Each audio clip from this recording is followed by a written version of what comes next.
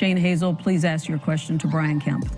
Brian, in 2020, on April 2nd, you locked down Georgia, threatening peaceful people with force and coercion. You called people in Georgia non-essential, and it killed millions of jobs. You bent the knee to Big Pharma and pushed a vaccine that was untested on people, and it has killed people. They have lost their loved ones. You've allowed bureaucracy to invade our businesses, and then you had the audacity to brag about record tax revenue. You want to say sorry to anybody? Let's go. Shane Hazel got me pumped yesterday, but Georgia police, I would like to report a double political homicide. Suspect, a bald white male. He's on stage trying to become the next governor of Georgia, and he's talking about liberty. Creating freedom for everybody in Georgia is the default position. Not more government, not more programs, not more policies, not more point at the barrel of a gun, force and coercion. It is freedom.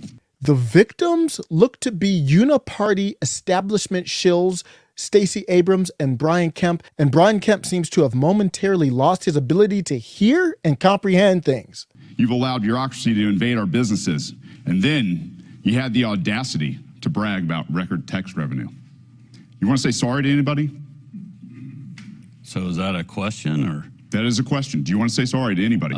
Brian Kemp, maybe you need to pick up one of those machines that Fetterman's using that helps him answer questions and comprehend things, allegedly. I use captioning. I'm going to end with a clip of how poorly he answered that question. But yes, B, it was a question.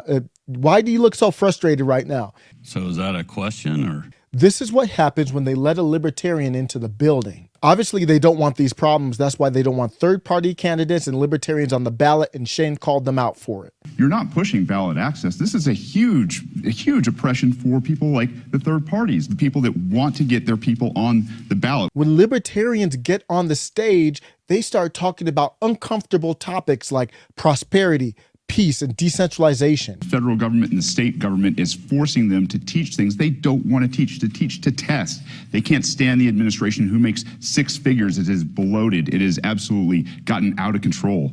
We need to nullify property tax. We need to let people get out of the system. We need to allow the private sector to work, because before education was put under the thumb of government here, we had some of the brightest, most well-read people in the entire world, and that's what we need to bring back. His name is Shane Hazel. Remember it. He just politically killed two birds with one stone, which is the best way to handle this uniparty. He mopped the floor with them. The biggest problem facing us is the economy, but to quote the great Rothbard, the man who puts all the guns and all of the decision-making power into the hands of a central government and then says, limit yourself, is he truly the impractical utopian?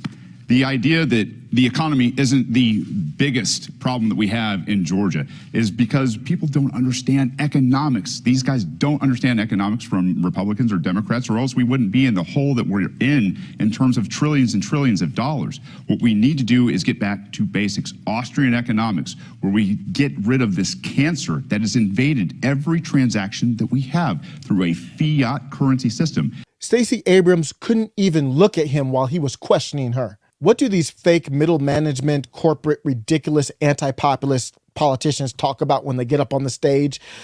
Black and brown people. To decrease and address the racial equity gap currently facing contracting and purchasing for minority-owned businesses. Governor. We need a governor who actually believes in equity, racial equity, economic equity, who is faced being pulled over for driving while black, of purchasing and contracts for black and brown-owned businesses. I don't know Shane well, just followed him recently within the last few months, and he is on my radar right now. He shined in that debate. Let's just say all libertarians are not the same, so give Shane his credit. Some aren't ready for the limelight. What should the age of consent be? Shane is ready, though, obviously. We need people like Shane, Comic Dave Smith, and others to get as much exposure as possible. When they get exposure, they resonate. The goal isn't to wreck good politicians like Rand Paul or potentially Blake Masters or Thomas Massey or Marjorie Taylor Greene. We need libertarians to handle these phonies in these type of races.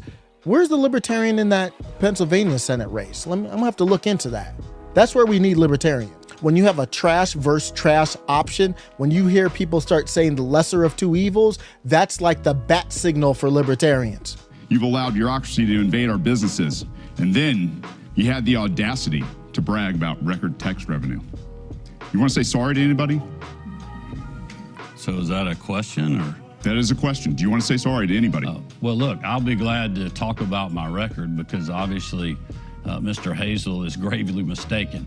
If you look at the executive orders that I signed, we said every business in Georgia was essential. There was a few that we asked to help us stop the spread, flatten the curve, build PPE supplies and hospital beds. You can see Brian Kemp wasn't fully prepared for that question. He's kind of off balance and talking about stop the spread and all that kind of stuff, and said, oh, we didn't label any businesses essential. We said every business in Georgia was essential. Or, well, actually, we labeled some essential.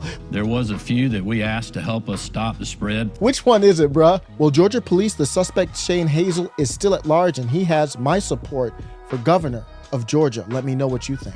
Georgia, I hope you hear me when I say libertarians think taxation is theft. It's your money. It's your property. You should be able to determine what you do with it. I don't support the fact that you haven't ended qualified immunity. I don't support the fact that you haven't ended civil asset forfeiture. I don't support the fact that you haven't ended the drug war. You haven't ended nonviolent crime. You haven't ended cash bail. You haven't ended no-knock raids. You haven't implemented community review boards. And you haven't banned blacked out cop cars that go after people for more money.